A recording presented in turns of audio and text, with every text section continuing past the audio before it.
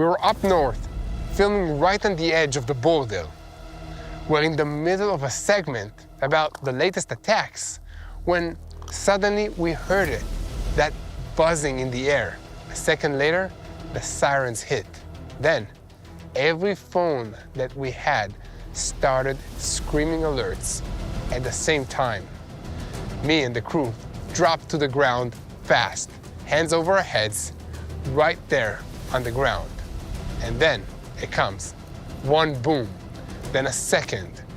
In the footage, you can actually hear that I counted all the impacts because in that moment, counting is how you stay alive. We jumped into the cars and within minutes, the field around us is on fire. Smoke rolling, flames moving fast. That's what war with Hezbollah feels like. When you're facing terror, rockets, drones, wildfires, and you don't get to ease into it. And today, we're back on the road again, crew packed in the van, leaving Jerusalem behind us, climbing north, because this quiet can snap back into a siren in just seconds. But we're driving anyway, because the only way that the north truly wins is if the families come back, livelihoods come back, and the land comes back to life. I'm Meir Pinto, and this is your ground report. We cut through all the noise and stay with what is real, what we know, what actually is happening on the ground. And before we move on, like this video, subscribe, share. We're on the way to the north, and I wanted to say, it's great to have you here. Today, we brought you an overview look of what's happening in Israel, and it's green, it's beautiful, but it is still on a very high alert for an attack from Iran.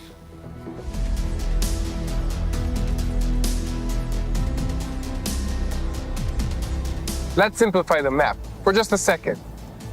We're starting in Jerusalem and driving up north towards Israel's communities near the Lebanon border. This is the line that Hezbollah turned into a launch zone for more than a year. And the point of today's drive is very simple. Even after ceasefire language, Hezbollah still exists. It exists as a threat on the border side, on the Lebanese side with the border with Israel. And Israel is still acting to prevent Hezbollah from restoring terror infrastructure in southern Lebanon. So the question up here is practical. Can people return to their houses? Can they walk? Can they live? While Israel keeps the border secure.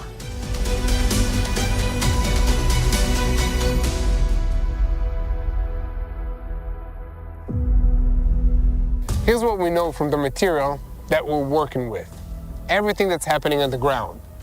Hezbollah dragged the north into a daily reality with rockets, with drones, and with fires.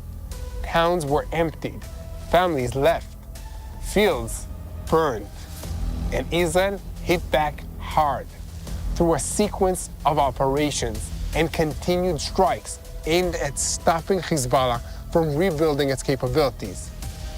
Now, what's happening right now is that Lebanon's army issued statements about disarming the south. Israel's foreign ministry responded that despite those so-called declarations, there is still extensive Hezbollah military infrastructure south of the Litani River, meaning right here on this border. And dismantling Hezbollah's weapons there remains far from achieved. Israel also said that it recognized some Lebanese efforts, but described them as very limited, while Hezbollah keeps rearming with Iranian support, including as Israel's foreign ministry visits Lebanon inside. So at the same time, the IDF is still striking Hezbollah targets in southern Lebanon, launch sites, military campuses used for training and planning attacks, and shafts used for storing weapons. The IDF message is that Hezbollah and its activity there violates the understandings between Israel and Lebanon and remains an ongoing threat. We also have reports of unusual public evacuation warnings by IDF Arabic spokesperson Avichai Aderi to residents in southern Lebanon, villages, telling civilians to move away from structures that are connected in any how to Hezbollah infrastructure ahead of any kind of strikes. Another important piece in the material is that, according to reports, Hezbollah froze operational cooperation with the Lebanese armed forces south of the Litani River after strikes attributed to Israel, and that in some cases Hezbollah blocked Lebanese army access to certain areas until approval from above.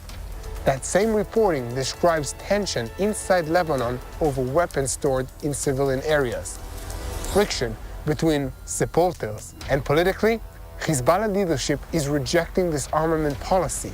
The material includes hardline rhetoric from Hezbollah's Secretary General, Naim Qassem, rejecting the next phase of disarmament and using threatening language. From the United States angle, the material says that Washington is increasing pressure on Beirut, and that Steve Witkoff frames Iran's regional proxies as one of the pillars of any future arrangement, alongside the nuclear issue and the missiles. And the same reporting says Tehran's message is reinforced by the Iranian foreign minister's visit to Beirut, and that it states that Iran intends to preserve its hold inside Lebanon. And one more detail that we must keep careful. There is assessments, not confirmations, about the Iran file heating up and the possibility that Hezbollah will try to insert itself into a wider escalation. In the same material, the IDF's position is also clear. As of that reporting, there is no information about an immediate American strike on Iran, no timing and no operational details, but readiness across defensive systems has been reinforced. And when the fighting quiets down, even for just a moment, Israel begins to rebuild. Fast, on the surface. Walls get repaired, roads reopen, windows return, but farmland doesn't repair like a wall. An apple field that burns takes time, takes work. A season that's lost, an orchard left unattended during a war. Those are the wounds that stay. So today, we are back in Malkia, in the northern border between Israel and Lebanon, for one reason: to show you what the after looks like, what it takes to bring normal life back, and while rebuilding, agriculture is part of keeping the North alive. And that is where this episode is headed. This isn't a symbol. This is livelihood. If farmers cannot work, families don't return. If families don't return, communities collapse, quietly, without a single enemy tank crossing the border. And that's the war that Hezbollah wanted, not only to hit Israel, but to empty the north of Israelis. So what we are doing here is the exact opposite. We are planting the future back into the ground. And now we are meeting the person who can explain it better than any anchor line, because he lived the battlefield and he lives the land. We're meeting Shai Golani here in the north. Shai lives right here in this community. He works this land, and he just came back from reserve duty in the Gaza Strip. So he knows what it means to move from the battlefield back to the field. Yair, מה קורה? Good. Hello, Eitan, how are you doing? Very good, thank you. Thank you for bringing us to this freezing northern weather here in Israel. More than welcome.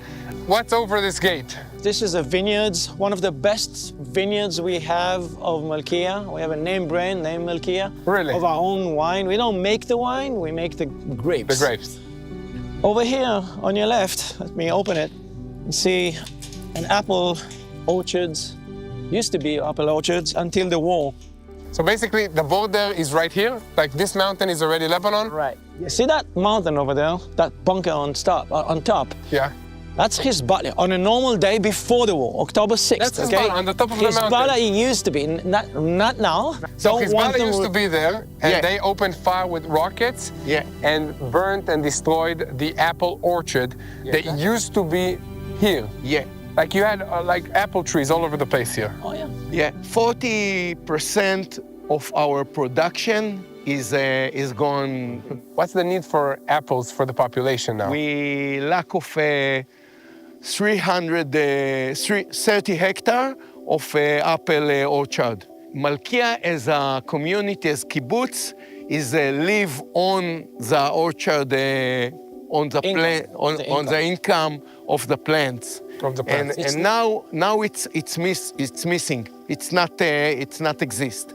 But we have a program till 2030 to do all the rehabilitation and to come back to our power before 2023. In October 23, we were at a situation that we heard what's going on in the south, and we know Hezbollah was up here at the hills with their missiles, a lot of missiles, thousands of missiles. All the people was evacuated, and I were recruit to the Northern Command to see how we deal with Hezbollah. 7 months, I were not here. Oh, wow. 7 months in the bunker, and it was very shocking to come back here and to see all these strips is empty, a fire, a plant that abandoned. I'd like to share some personal moments with this guy. We've been working together. Do you remember that Saturday? Yeah, that Saturday. And I came in the morning, told Eitan, we must awake the apple near Turmus, near the base of Turmus. Eitan told me, okay, we go. Okay, we take tractor, we take oil, and start to work. And then I heard boom, and I tried to. I thought you crashed me from the back. I thought like my tractor from the blast. I was like being thrown away. How many feet? I tried to call him, no answer, and I start to run to his tractor, and I saw him outside of the tractor and look like this, and I tell him, we continue 1 hour from now. Let's go to it. Let's go to it. So what happened? What was the blast? It was rocket of Falcon, Iranian. It's humongous one. I have some samples here. Not the Iranians one, but we can have a look that I was collecting. Oh, wow. This is an anti-tank rocket. Yeah. Right? This is the Kornet. Kornet. Russian-made rocket that is very effective against penetrating the armor of the tanks in Israel. And Hezbollah used this against the civilian community, against you basically, during this war. We have another direct hit rocket. It may look like a mortar, but it's not. It's not. It's a M80, if I'm not mistaken, made in Yugoslavia by the origin. Made in former Yugoslavia. Oh, wow. It's it's just once, you use it just once, anti-tank rocket, over your shoulder, you shoot it. So they've used lots. They've been using quantity over quality. Yes. Yeah. I'm sorry. Yeah. So these are just a few rockets that you picked up here in the field. Yeah, I got some more. I got the Grad, in Russian Grad, hail. Yeah, the Grad missile. This is ballistic. It goes up. It goes up and then down. I think that also Hamas in Gaza used these a lot against our communities. This is the development of the former Katyusha rockets, all Russian. You see, the plant had abandoned one here, 14 months, without ordinary treatment. Yeah, so basically, because nobody was here to treat these apples, and also on top of that, the rockets and the fires that came from the Hezbollah terrorists in Lebanon, all of these trees, apple trees that were here for 20 years, are now gonna be thrown away or burnt, right? Yeah. Because you have nothing to do with them now. Why is it so important to rebuild this apple orchard here in the Israeli northern communities? The answer is very simple. Every little kid in Israel knows Yosef Trumpeldor. Back in the early 20th century, he said something which is a great vision that's catching up at least everyone who lives here.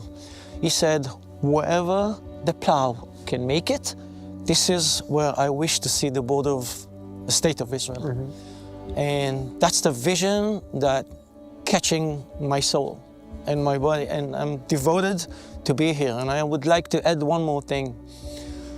Jewish presence along the border is very important. Most of the Jewish Israelis, you'll find them along the Mediterranean, what we call the Reemerges, in the center of Israel. Yeah.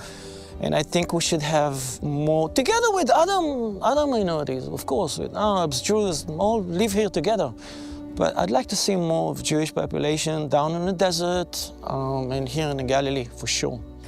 Many young families just left this community because they are afraid to be so close to the border, so close to Hezbollah terrorists that are just on this mountain here, overlooking them.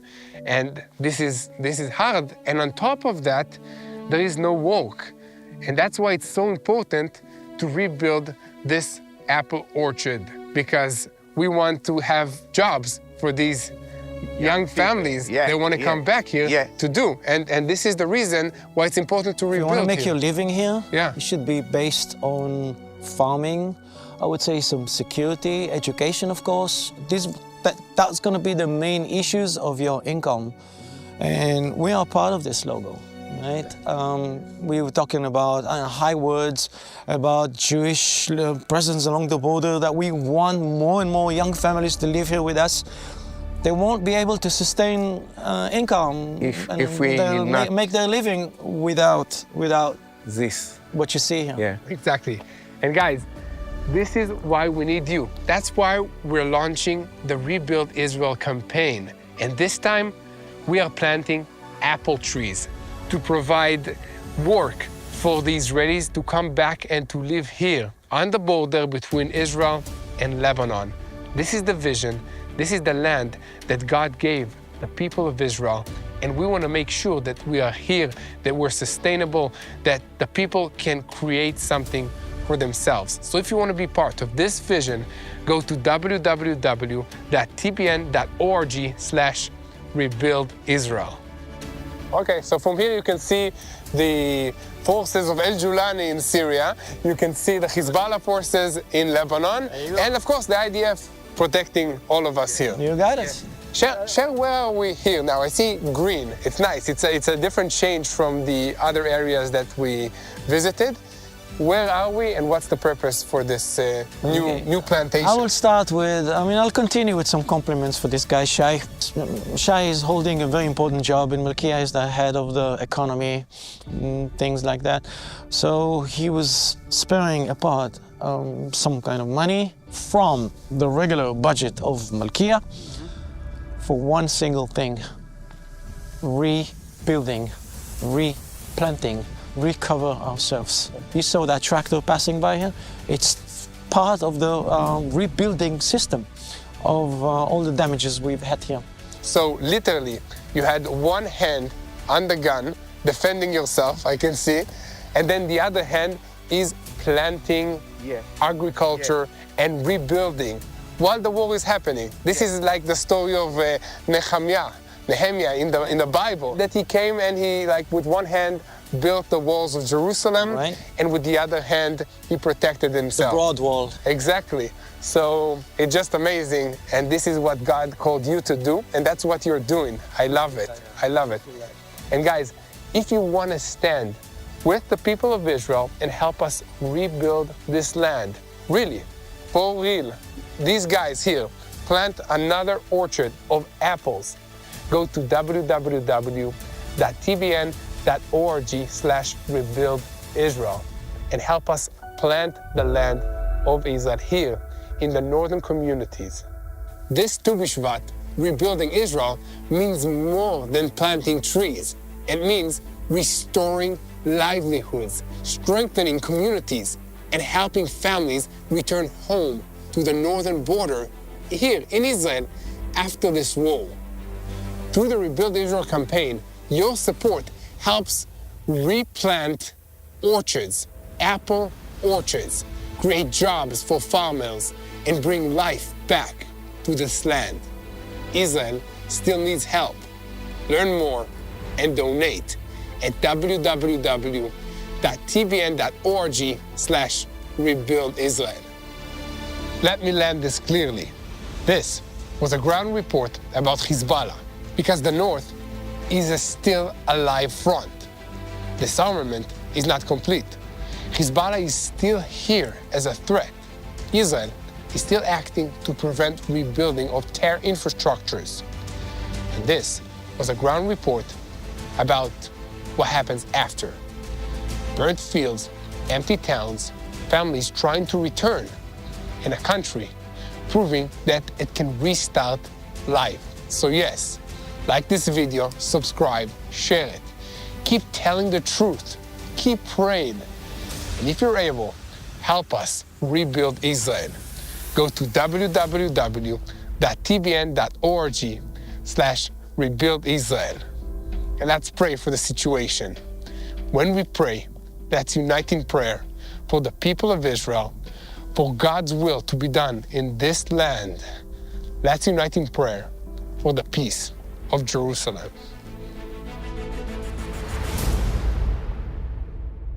Hello, this is Mati here in Jerusalem with TBN Israel. This is Yair Pinto from TBN Israel here in Jerusalem. TBN Israel is keeping viewers informed with Israel-focused news, culture, and what God is doing in this land. Support TBN Israel today online at tbn.org/Israel. Thank you.